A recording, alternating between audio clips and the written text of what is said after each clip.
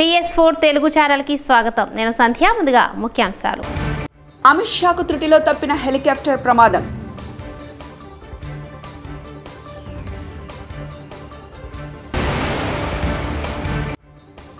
Vaikapa fan రెక్కలు ఊడిపోయాయి. పవన్ కళ్యాణ్.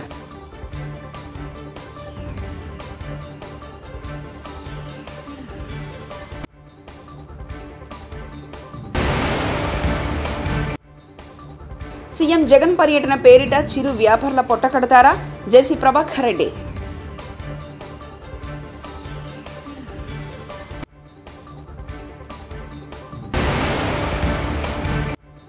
ఇళ్లకు వెళ్లి పెన్షన్లు ఇవ్వడం సాధ్యమే. చంద్రబాబు కీలక ప్రెస్ మీట్.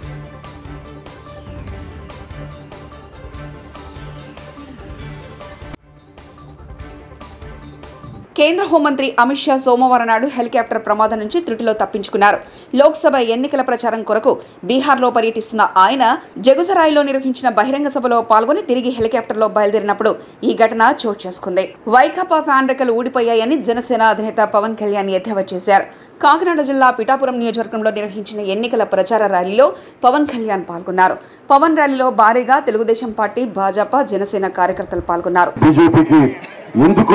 సహకరించాను, ఎందుకు మద్దతు ఇచ్చానడానికి ఆ రోజు నాకు అవకాశం ఉండి కూడా పోటీ చేయలే. ఆ రోజున నేనేం ఆశించను. నేను ఆశించేదల్లా ఒకటే, రాష్ట్రం బాగుండాలి. రాష్ట్ర విభజన జరిగిన తర్వాత మన ఉపాధి అవకాశాలు కానీ మన నిధులు మనకి కొరత ఉంది. ఇవన్నీ సరితీసుకోవాలి, బలమైన నాయకత్వం ఉండాలి అన్న ప్రయత్నం. చంద్రబాబు గారిని అరెస్ట్ చేసినప్పుడు మీరు కూడా ఆలోచించండి స్వార్థంగా. ఆ పరిస్థితులు ఇంకో పార్టీ నాయకుడు ఏం చేస్తాడు? మొత్తం ఆయన బాగుండాలి, తొందరగా బయటికి రావాలని తెలియదు చెప్పి బయటకు వచ్చేస్తాడు. పార్టీని ముందుకు తీసుకెళ్ళాలి. మీరు చెప్పండి, ఇది అవునా కాదా సార్? ఇది సహజం కాదు. కానీ ఎందుకు చేశానంటే ఇందాక వర్మ గారు చెప్పినట్టుగా మీరందరూ ఒక పార్టీని నమ్మి, ఒక పార్టీ సిద్ధాంతాన్ని నమ్మి 4 దశాబ్దాలుగా ఆ క్యాడర్ ఉంది తెలుగుదేశంకి.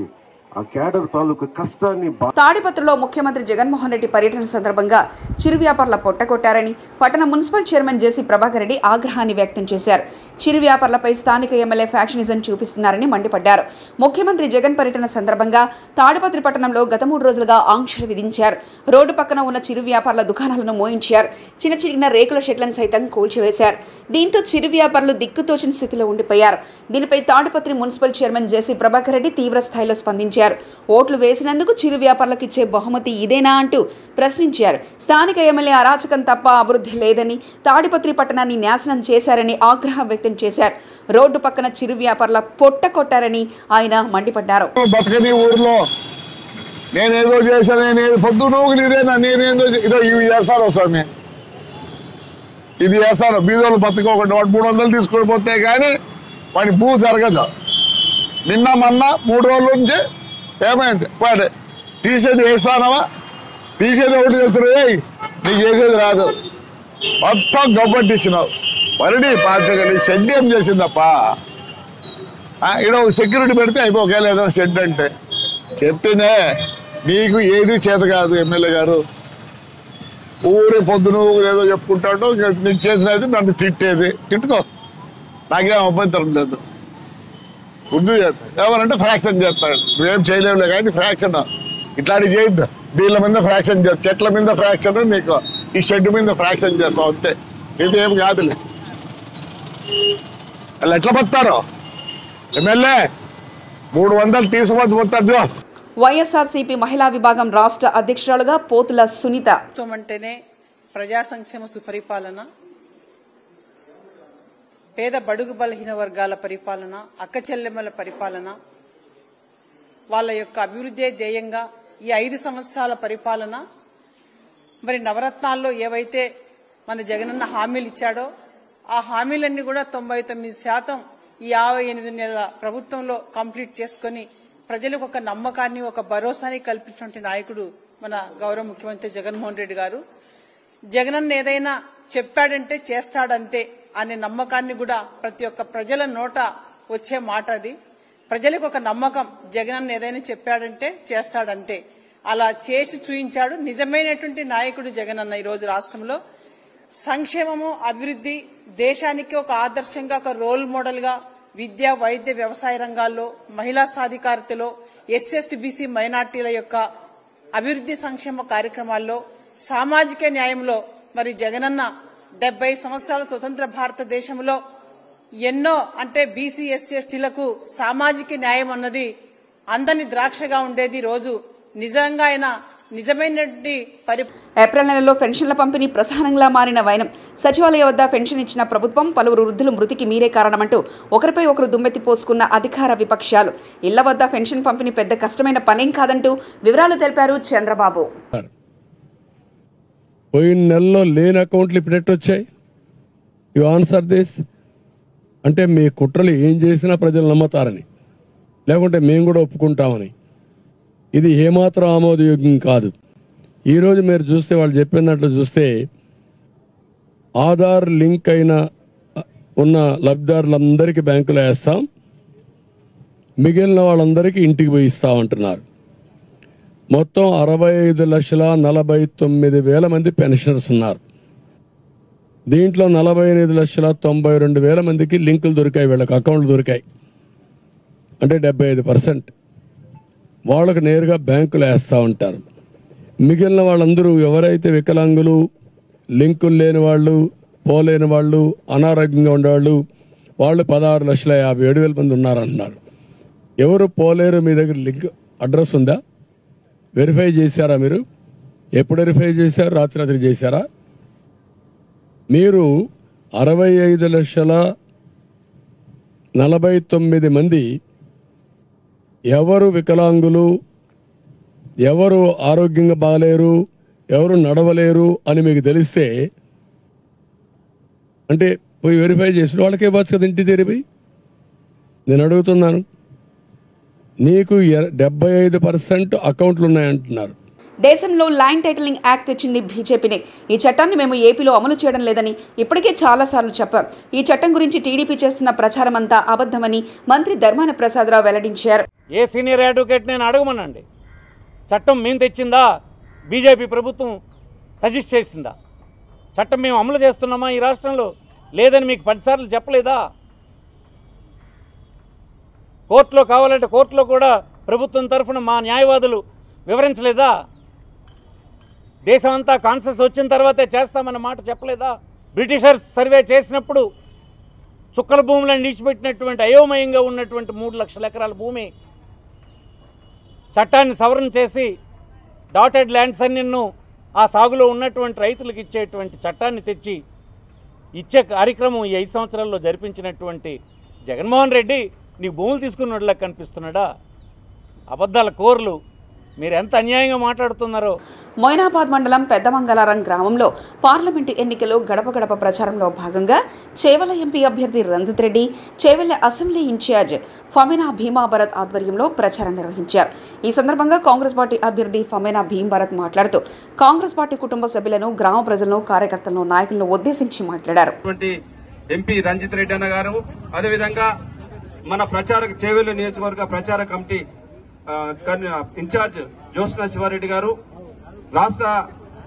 మన కాంగ్రెస్ పార్టీ రాష్ట్ర నాయకులు దర్శన్ గారు, మొయినాబాద్ మండల అధ్యక్షులు మన మానయ్య గారు, అదేవిధంగా ఇక్కడ ఈ గ్రామానికి సంబంధించినటువంటి అనంతరెడ్డి అన్న, చంద్రారెడ్డి అన్న, శ్రీనివాస్ రెడ్డి అన్న, అదేవిధంగా మల్లారెడ్డి అన్న, గోపాల్ అన్న, అందరికి మోహన్ రెడ్డి అన్న, రవీందర్ రెడ్డి అన్న, రామకృష్ణ, రాఘవరెడ్డి, అదేవిధంగా ఈ యొక్క రామకృష్ణ గౌడ్, ఈ యొక్క గ్రామానికి సంబంధించినటువంటి ఫెరోజు అందరికి కూడా పేరు పేరున మీ అందరికి నమస్కారాలు తెలియజేస్తా ఉన్నా. అదేవిధంగా ఈ గ్రామం నుంచి పెద్దమంగళారం నుంచి మొన్న అసెంబ్లీ ఎన్నికల్లో ఎమ్మెల్యేగా నాకు మీరు అత్యధిక ఓట్లు వేసి నన్ను దీవించినందుకు మీ అందరికీ మీ పాదాన నమస్కారాలు తెలియజేస్తా ఉన్నా.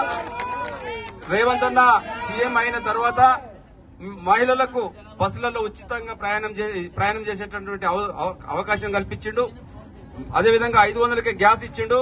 ఇది ఇంకా మన కరెంటును ఫ్రీ ఇచ్చిండు. అయితే మనకు ఎన్నికల కోడ్ ఉన్నందువల్ల, ఎమ్మెల్సీ ఎన్నికల కోడ్ ఉన్నందువల్ల ఈ గ్యాస్ 500ది, అదేవిధంగా కరెంటు ఫ్రీ రాలేదు. మన రంగారెడ్డి జిల్లా, మహబూబ్ నగర్ ఈ 2 జిల్లాల్లో రావడం లేదు. మిగతా అన్ని జిల్లాల్లో ఈ పథకం వస్తా ఉన్నది. అదేవిధంగా ఎవరికైనా హెల్త్ బాగలేకపోతే హైదరాబాద్ హాస్పిటల్స్ పోతే ఆరోగ్యశ్రీ కింద 10 లక్షల ఇన్సూరెన్స్ తీసుకునేటువంటి అవకాశం ఉన్నది. ఈ రకంగా ఇప్పటికే వచ్చిన 4 నెలల్లోనే కాంగ్రెస్ పార్టీ 4 హామీలను అమలు చేసినటువంటి విషయం మీ అందరికీ గుర్తు చేస్తా ఉన్నా. రాబోయే కాలంలో ఇప్పుడు మనం అనేక వాగ్దానాలు ఇచ్చినాము. సోనియా గాంధీ గారు స్వయంగా ప్రకటించారు కాబట్టి ఎట్టి పరిస్థితుల్లో ఇవన్నీ కూడా ఇచ్చినటువంటి హామీలు అన్ని కూడా అమలు చేస్తాం. 3,500 ఇండ్లు మనకు చేవెళ్ల నియోజకవర్గానికి రేవంత్ అన్న గారు ఇచ్చారు. అవి మనం అందరికి ఇండ్లు లేని వాళ్ళకి ఇవ్వాలి. ఇచ్చేలోపు ఎన్నికలు వచ్చినాయి కాబట్టి ఎన్నికలు కాగానే అందరికి కూడా అర్హులు ఎవరైతే ఉన్నారో వాళ్ళందరికీ కూడా ఇండ్లు ఇస్తామని చెప్పి పెన్షన్లు కూడా అందరికి వస్తాయి. అదేవిధంగా రేషన్ కార్డులు వస్తాయి. అదేవిధంగా ఇక్కడైతే భూములు ఎవరైతే గవర్నమెంట్ పొలాలు ఉంటే ఒకవేళ తీసుకొని మీకు ఇండ్ల స్థలాలు కూడా ఇప్పించడానికి కాంగ్రెస్ పార్టీ పనిచేస్తానని ఈ సందర్భంగా మీ అందరికి విజ్ఞప్తి చేస్తూ, ఈ ఎన్నికల్లో అసెంబ్లీ ఎన్నికల్లో ఎట్లయితే కాంగ్రెస్ పార్టీకి ఈ గ్రామం నుంచి పెద్ద ఎత్తున మెజార్టీ ఇచ్చిర్రో, ఈ పార్లమెంట్ ఎన్నికల్లో కూడా మీరందరూ కూడా పెద్ద ఎత్తున మెజార్టీ ఇచ్చి రంజితన్నను ఎంపీగా గెలిపించాలని కోరుకుంటూ, నల్గొండ కాంగ్రెస్ పార్టీ ఎంపీ అభ్యర్థి కుందూరు రఘువీరెడ్డి గెలుపును కాంక్షిస్తూ మిర్యాలగూడ పార్లమెంటు నియోజకవర్గ స్థాయి సిపిఎం పార్టీ ముఖ్య కార్యకర్తల సమావేశం సోమవారం నిర్వహించారు. ఈ కార్యక్రమంలో మాజీ మంత్రి జానారెడ్డి పాల్గొని మాట్లాడుతూ కేసీఆర్ ప్రభుత్వం ఉన్నప్పుడే కరువు వచ్చిందని, ఇప్పుడు కొత్తగా వచ్చింది కాదన్నారు. 23-24 జూలైలో రేపు నిన్న జూలై ఇరిగేషన్ ఇయర్ అంటే June to June, 23 June to 24 జూన్లో నీళ్లు లేవు, క్రాప్ హాలిడే అని ప్రకటించిన ఆయనే కేసీఆర్. 23 నుంచి ఇప్పటి వరకు వర్షమే లేదు. ఇక కరువు ఎట్లా వచ్చింది? ఎవరు తెచ్చింది కరువు? నువ్వు ఉన్నప్పుడే కరువు స్టార్ట్ అయింది. నువ్వు ఇచ్చిపోయిందే కరువు ఇచ్చేళ్ళావు. రైట్. మొదటి 3 సంవత్సరాలు ఒక్క పంటకే నీళ్ళు ఉన్నాయి. కరువు అప్పుడు నువ్వు ఇంకా బిల్లుల పెండింగ్లు, అనేక మందికి బిల్లు పనిచేసినటువంటి వాళ్ళు పైసలు లేక ఆత్మహత్యలు చేసుకున్నటువంటి ఘోరం మీద అందరూ. అందుకని ఘోరంగా వైఫల్యం చెందినటువంటి బీఆర్ఎస్ పార్టీని ఓడించాల్సినటువంటి అవసరం ఉందని మనం చేస్తున్నాం. ఇదే తరాలో మోదీకి బుద్ధి చెప్పమని చెప్పి ఇండియా ఇది మా అందరి యొక్క అభిప్రాయం. ఎంతసేపు వారు సిపిఎం పట్టణ కమిటీ సమావేశం ఎంపీ నర్సారెడ్డి అధ్యక్షతన జరిగింది. ఈ సమావేశంలో ఆయన పాల్గొని మాట్లాడుతూ, భారతదేశంలో రాజ్యాంగం నిలబడాలన్నా, ప్రజాస్వామ్యం కాపాడాలన్నా, ప్రభుత్వ రంగాన్ని పరిరక్షించుకోవాలన్న, వ్యవసాయ రంగం కార్పొరేటీకరణకు కాకుండా ఉండాలన్నా, నిరుద్యోగం తగ్గాలన్నా, ప్రజలలో కొనుగోలు శక్తి పెరగాలన్నా బీజేపీని ఓడించి ఇండియా బ్లాక్ సెక్యులర్ శక్తులను గెలిపించాలని అన్నారు. బీజేపీ మిత్రపక్షాలను ఓడించాలి. ఇండియా బ్లాక్ అలాగే సెక్యులర్ శక్తులందరినీ కూడా గెలిపించాలని సిపిఎం పార్టీ పిలిపిస్తుంది. భారతదేశ రాజ్యాంగం నిలబడాలన్నా, ప్రజాస్వామ్యం కాపాడుకోవాలన్నా, మన ప్రభుత్వ రంగాన్ని మనం రక్షించుకోవాలన్నా, వ్యవసాయ రంగం కార్పొరేటీకరణ కావాలన్నా, అలాగే నిరుద్యోగం తగ్గాలన్నా, కొనుగోలు శక్తి పెరగాలన్నా, అది మొత్తం భారతదేశ ఐక్యత సమగ్రత కావాలనంటే మన బీజేపీ మిత్రపక్షాలను ఓడించాలి. అలాగే భారతదేశం సెక్యులర్ దేశంగా ఉంది. మన రాజ్యాంగం చెప్పింది ప్రధానమంత్రి లాంటి స్థాయి ఉన్న వ్యక్తి ముస్లింల మీద, మంగళసూత్రాల మీద మాట్లాడుతున్న తీరు అభ్యంతరకరం కాదు, ఆందోళనకరంగా ఉంది. ఇది అసలు భారతదేశం ఎటువైపు పోతుంది అంటే మత యుద్ధాలని మోడీ గారు ప్రేరేపించే ప్రయత్నం చేస్తా ఉన్నారు. ఇది భారతదేశానికి మంచిది కాదు, మన ఐక్యతకు మంచిది కాదు. కాబట్టి మోడీ పార్టీ, బీజేపీ, ఆర్ఎస్ఎస్ కి మనం గుణపాఠం చెప్పాలి. అలాగే తెలంగాణలో కానీ ఆంధ్రాలో కానీ ఎన్నికలు జరుగుతూ ఉన్నాయి. తెలంగాణ రాష్ట్రంలో సిపిఎం పార్టీ భువనగిరిలో పోటీ చేస్తా ఉంది. అందరినీ కోరేది పార్లమెంట్ లో ప్రశ్నించే గొంతుకులు కావాలన్నా, శ్రమజీవుల పక్షాన, రైతుల పక్షాన, ఉత్పత్తి వర్గాల పక్షాన పోరాటం చేయాలంటే కమ్యూనిస్టుల వాయిస్ ఉండాలి. అందుకు భువనగిరి జహాంగీరు గారు అన్ని రకాల అర్హత ఉన్నటువంటి వ్యక్తి, వారిని గెలిపించాలని మేము కోరుతా ఉన్నాం. ఇక మిగిలిన 16 స్థానాలు. అమిత్ షాకు త్రుటిలో తప్పిన హెలికాప్టర్ ప్రమాదం.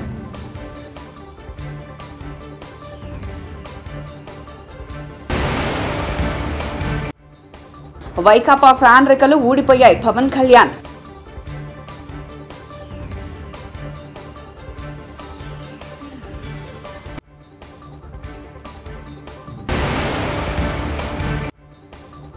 సీఎం జగన్ పర్యటన పేరిట చిరు వ్యాపారుల పొట్టకడతారా? జేసీ ప్రభాకర్ రెడ్డి.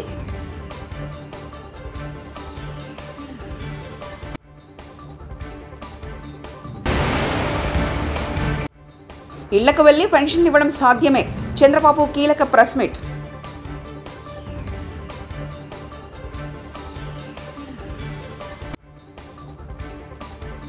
TS4 న్యూస్ ఇంతటితో సమాప్తం. చూస్తూనే ఉండండి TS4.